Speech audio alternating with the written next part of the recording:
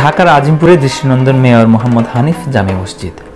বাংলাদেশের মসজিদের প্রাচীন ইতিহাস, ঐতিহ্য ও ধর্মীয় ভাবগাম্ভীর্যে অনুপ্রাণিত নকশায় এটি নির্মিত।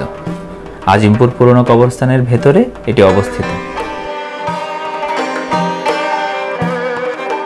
প্রাচীন ও আধুনিক নকশার সমন্বয়ে সাজানো মসজিদটির মূল স্থপতি রফিক আজম। নকশা তৈরি ও নির্মাণ কাজে আরও যুক্ত ছিলেন তার প্রতিষ্ঠান সাততের একদল স্থপতি ও প্রকৌশলী। অবিভক্ত ঢাকার প্রয়াত মেয়র হানিফের নামে এটি নামকরণ করা হয়। মসজিদে প্রবেশ করলেই প্রথমেই নজর কাড়ে এর নান্দনিক কারুকাজ। উন্নত মানের বিদেশি টাইলস দিয়ে এর মেঝে সাজানো হয়েছে। মসজিদের ভেতর আলোকিত হয় নানা রঙের সুদৃশ্যর বাতির আলোয়। বিভিন্ন স্থানে রয়েছে কারুকার্যময় শিল্পের প্রদর্শনী। মসজিদের উঁচু মিনারে লেখা হয়েছে আজানের বাংলা অনুবাদ। ঢাকা দক্ষিণ সিটি কর্পোরেশনের সাবেক মেয়র মোহাম্মদ সাইদ খোকন 2016 সালে মসজিদটির নির্মাণ শুরু করেন। কাজ শেষ হয় 2018 সালে।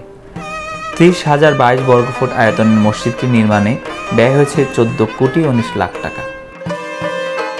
মসজিদটিতে একসাথে 1,500 পুরুষ ও 70 জন নারী পৃথকভাবে নামাজ আদায় করতে পারে।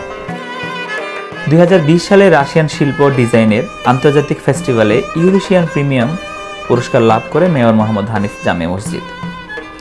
জাতীয় ঐতিহ্য ও মুসলিম স্থাপত্যকলার অংশ এই মসজিদ উজ্জ্বল এক নিদর্শন।